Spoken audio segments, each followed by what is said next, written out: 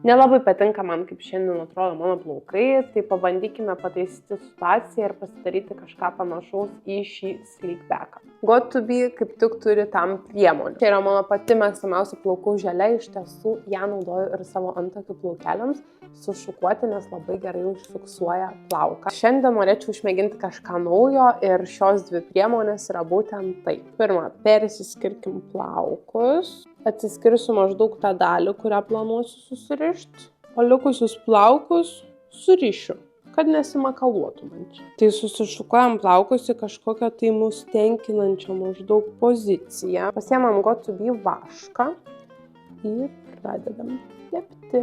Jis priklijuos va tuos tokius visokius mažučius.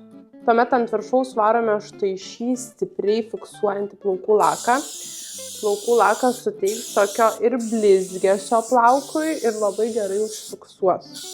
Laižom, stipriai surišam, dar šiek tiek pasipurškiam ir va taip su rankyte priglostom. Na ir štai gavosi tokia paprasta šukuosena. Dar būtų galima čia surišti kokį koduką, bet aš norėčiau taip ir palikti. Jeigu norite pradėti eksperimentuoti su savo plaukais ir šukuosenom, tai prašom, jums per akis bus šių 3 priemonių.